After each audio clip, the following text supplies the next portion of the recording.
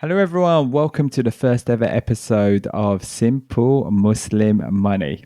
And this podcast is about getting Muslims to start talking about money and to think about investing and just general personal finance. It's something I've been wanting to do for a long time. I've got like a YouTube channel called Inspired Iqbal, and I kind of ended my way into sort of talking about halal finance and finance for Muslims.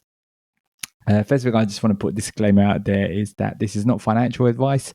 Everything kind of written and spoken about here is just from my own sort of personal point of view, and it's just for information and entertainment purposes. So please do your own research as well. So I want to talk about like kind of the story of how I kind of got into finance. And basically, I'd like to start off by talking about Mr. Money Mustache. So this is a blog that's been around for a while. And essentially, Mr. Money Mustache retired when I was 30. And I thought, okay, yeah, maybe he had like some startup or something and sold that off and kind of did really well. But actually, he was just like a regular guy. I think he works as a software developer out in Colorado in the US. And what he did was he just kind of cut back on his expenses, but also kind of invested his money as well. So what you do is you make money, spend less than you make, you kind of cut down on what you spend your money on and then kind of invest the other money. And I thought, wow, that sounds really amazing. That's like a really amazing idea. This person kind of retired on 30. And it just got my kind of mind thinking about, okay, how do I do this in a kind of Muslim sort of way? And one of the most important things is that you can't just put money into an account. I mean, that's what I thought. I could just put my money into account and just save. But what's actually happening is the value of that money is getting eroded because of inflation. So a really simple way to think about it is like if you look at a house, like a house back in the times of like my parents, they were probably like about 10,000, 20,000, 30,000 pounds. Now that same house is going for like 500,000. So, if I was just trying to save money and I thought, okay, yeah, I could save money and eventually I'll be able to buy a house, that would not be possible because the value of the house has gone up so massively. Another one is like a can of Coke. I remember back in the day buying a can of Coke, it was just sort of 30p. Whereas now, you want to buy a can of Coke, looking at about £1. I remember kind of Green Street, which is like a very famous road in London where people go to go out to eat, but mainly for like shopping, wedding shopping, and things like that. I remember like a can of Coke there costing £1, so it just shows you like the value of your money will go down. So that's why it's very important to get that money working.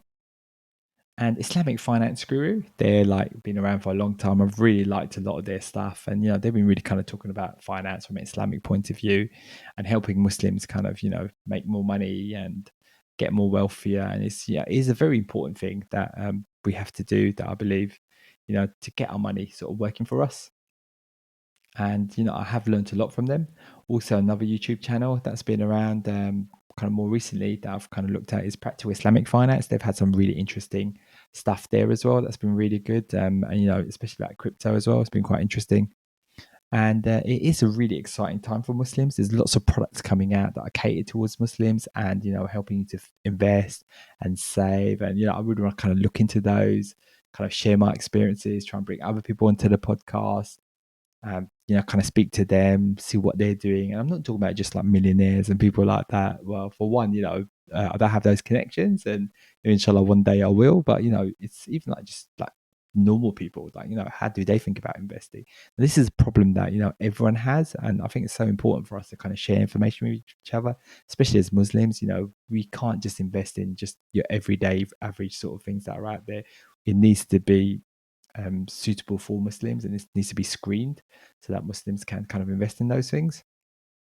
And some of these investment sort of products that are out there are like Wahid Invest, which is really cool. That's been doing really well recently, and there's a lot of other new sort of companies that are coming up there. These sort of Islamic financial startups, and I went to an event hosted by Islamic Finance Guru, and they kind of highlighted quite a few organizations there that I'll probably sort of talk about in future episodes.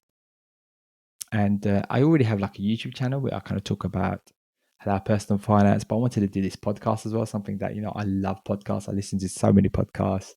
I listen to the Tim Ferriss show. There's like episodes of like Choose Financial Independent. That's a really cool podcast. Another one is All the Hacks, which is more of a kind of newer podcasts. Also, I kind of listen to other sort of podcasts just for entertainment as well. And on my YouTube channel is kind of shorter, snappier, kind of like little video clips. And they're about sort of maybe 10 minutes long, sometimes a bit shorter. I was here, I wanted to try and get into the habit of kind of do more longer form kind of interviews and speaking to people.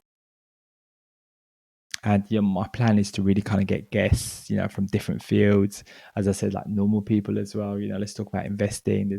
I know so many people that just kind of talk about crypto all the time, but what even about the basics of investing as well?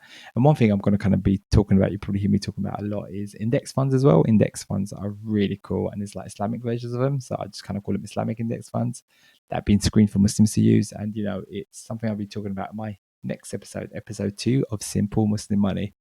So I really appreciate it if you've listened so far. If you've got any comments or anything like that, please feel free to reach me out on Twitter at Simple Money, or reach out on Instagram as well, Simple Muslim Money.